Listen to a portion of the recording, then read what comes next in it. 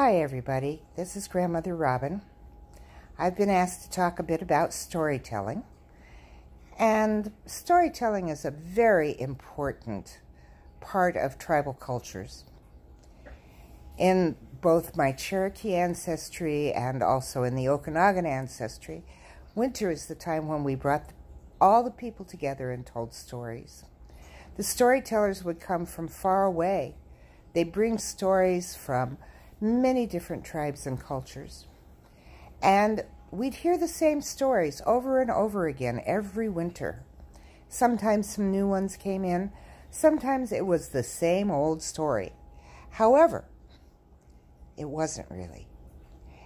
Because even though the storytellers told the stories in the same words time and again, the listener was different each time. If you were 2 years old, you understood a story in one way. If you were 4 or 5, you understood a little more. By the time you were a young adult and you heard that same story, you interpreted it in an entirely different way. Stories teach us lessons. They teach us about value systems and beliefs. They teach us about how we can do things in our lives. They teach us about balance and restoration and principles and protocols and all kinds of things to help us learn how to live our lives in the best possible way. So tonight I'd like to tell a story, and it's one that you've probably heard in a certain way or read on Facebook and many other ways. It's been told a lot in the last few years. However, it's been told with a particular ending that is different than the ending that I learned from my Cherokee teachers. So I want to tell it tonight in the original way. And I'm going to explain it a bit afterwards too, so that you understand why I'm telling it in a different way. This story is called Two Wolves, and as you see, we have a picture behind me of two wolves. I keep that picture for a very important reason for me, and it has to do with this story. So, one day a little grandson was walking along the trail with his grandpa, and it was obvious that he was kind of concerned about something. Grandpa finally asked him, "What's going on with you, Joey?" And the little boy, Joey, looked at Grandpa and said, "You know, Grandpa, I don't quite know what to do. Sometimes I get really angry. I see things that people are doing, and sometimes I get angry even at myself for the things that I do. And I don't know what to do with that anger. It doesn't feel good." And Grandpa said, "Okay, are you ready for a story?" And in our way, we say, "Habu." That means I'm listening. So the little boy said, "Habu, Grandpa." And Grandpa said, "Okay." So once there were two wolves. And you can think of these two wolves as living inside you, Joey, because they are. Okay? So one wolf was a white wolf. And that white wolf represented all the things that you think of as good. Your joy and happiness and play, laughter, family, all those things that you think are really, really good. Yeah? Joy said, "Okay, Grandpa, I understand." And Grandpa said, "You also have a dark wolf living inside you. And in that dark wolf are all the things that you think are bad or wrong.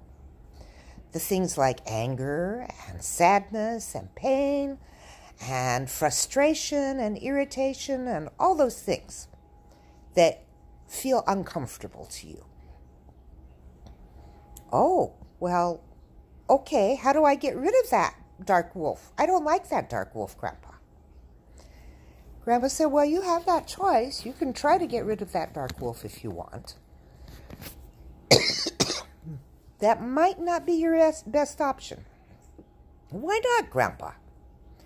"Well, because that dark wolf is giving you very valuable information. That dark wolf is showing you where you're out of balance. and what you need to do. Well, but I still don't understand, Grandpa. Am I supposed to feed the white wolf and not the other wolf? What am I supposed to do? Grandmother says, well, you can do that. You can feed just the white wolf. But if you feed just the white wolf, what's going to happen, Joey? Ooh, I don't know. I think the dark wolf, he's going to get really hungry. Mm-hmm. And if that dark wolf gets really, really hungry, what's going to happen then? I don't know, Grandpa, what?